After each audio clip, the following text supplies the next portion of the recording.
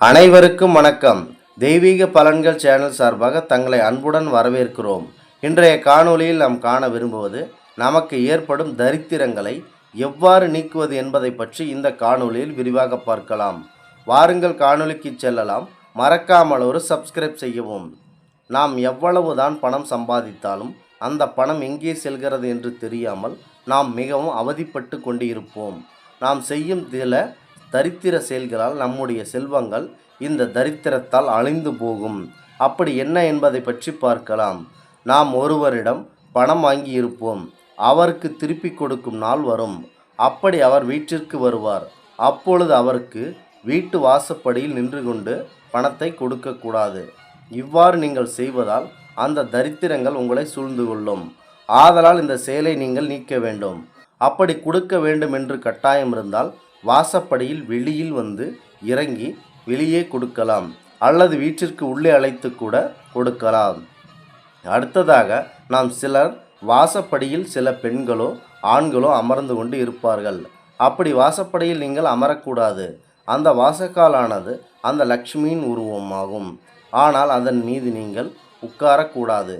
மேலும் உரல், ஆட்டுக்கல், அம்மி இது போன்றவை தெய்வ குணம் கொண்டவை. இதன் மேல் நீங்கள் பெண்களோ ஆண்களோ உட்கார்ந்து எந்த ஒரு செயலிலோ ஈடுபடக்கூடாது. அவற்றின் புனிதத்தை நீங்கள் கெடுக்கக்கூடாது. அடுத்ததாக இரவு நேரங்களில் யாராவது உங்களிடம் சிறிதளவு பால், மோர், தண்ணீர் இது போன்றவை சிறிதளவு இருந்தால் கொடுங்கள், நாளைக்கு திருப்பி தந்து விடுகிறோம் என்று கூறி கேட்பார்கள்.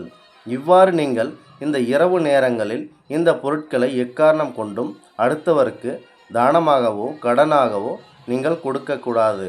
அடுத்ததாக நாம் வாழை இலை, வெற்றிலை போன்றவற்றை பார்த்திருப்போம். அவற்றை நாம் வீட்டிற்கு வாங்கி வந்து செயல்படுத்தாமல் அவற்றை வாடவிடக்கூடாது.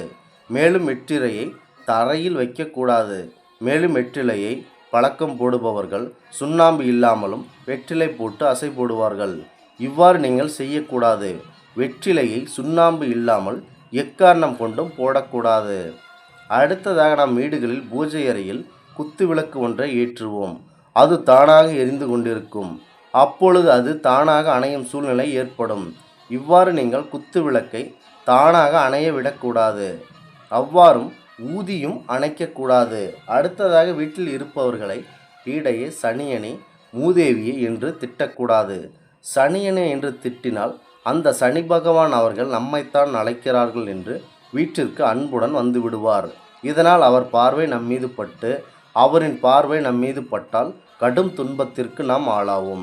ஆதலால் குழந்தைகளையோ பெரியவர்களையோ நீங்கள் இவ்வாறு திட்டுவதை தவிர்த்து கொள்ள வேண்டும்.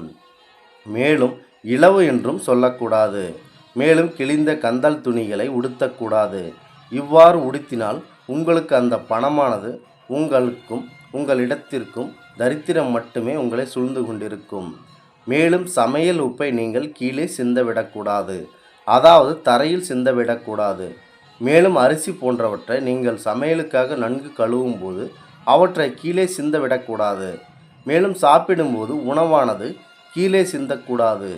மேலும் தங்கள் மகளை வேறொரு வீட்டிற்கு மகளையோ அல்லது தங்கையையோ திருமணம் செய்து வைத்திருப்பீர்கள். அந்த மகளானவளோ தந்தையானவளோ தம் வீட்டிற்கு வந்து சாயங்காலம், அதாவது இரவு வேளையில் தனக்கு சிறிதளவு தானியங்கள், மேலும் உணவுப் பொருட்கள், எண்ணெய் வகைகள் போன்றவற்றை கேட்டால் அவர்களுக்கு விரைவில் தானமாகவோ பொருளாகவோ கொடுக்கக்கூடாது. அவர்கள் மாமன் மைத்துனர்கள் ஆவார்கள். அதனால் அவர்களுக்கு இரவு வேளையில் எந்த பொருளையும் நீங்கள் கொடுக்கக்கூடாது. மேலும் நம் வீட்டில் எவரேனும் நல்ல சுபகாரியங்களுக்கு சென்று கொண்டிருப்போம். அப்பொழுது அவரை எங்கே செல்கிறீர்கள் என்று அவரை கேட்கக்கூடாது. மேலும் இரவு வேளையில் துணி இல்லாமல் படுத்து உறங்கக்கூடாது. மேலும் தாய் தந்தையர்களை உங்களுக்கு பிடிக்காமல் இருந்தாலும் அவர்களிடம் சண்டையிட்டு அவர்களிடம் சாபத்தை வாங்கி கொள்ளக்கூடாது. மேலும் நம் வீட்டில் இருக்கும் பெண்களை அடிக்கவோ அவர்களை கொடுமைப்படுத்தவோ கூடாது. எக்காரணம் கொண்டும் அவர்கள் அழுது கொண்டிருந்தால் அந்த வீடானது முழுவதும் தரித்திரம் நிறைந்த வீடாக மாறிவிடும். ஒரு பெண்ணானவள் எதற்கெடுத்தாலும் அழக்கூடாது. எந்த பிரச்சனையாக இருந்தாலும் பார்த்து கொள்ளலாம் என்ற மனப்பக்குவத்தை கொண்டு வாருங்கள். மேலும் எவரேனும் வீட்டிற்கு வந்து பசியோ தாகத்திற்கு தண்ணீரோ கேட்டால் உடனடியாக அவர்கள் அந்த தானத்தை வழங்கி விடுங்கள். எதுவும் இல்லை என்று சொல்லி அவர்களை அனுப்ப வேண்டாம். அவர்கள் வயிற்றெரிச்சலால் இல்லாமல் போகட்டும் என்று சபித்து விடுவார்கள். மற்ற வேளையில் சபிப்பது பலன் தராது. அதுவே ஒருவர் பசியில் சபித்தால் அதற்கு பலன் உண்டு. மேலும் நாம் செல்லப்பிராணியாக நாய்களை வளர்த்து வருவோம். நாய் என்பது பைரவரின் முழு அம்சமாகும். விளையாட்டுத்தனமாக இந்த நாய்களை நாம் உதைத்து விளையாடுவோம்.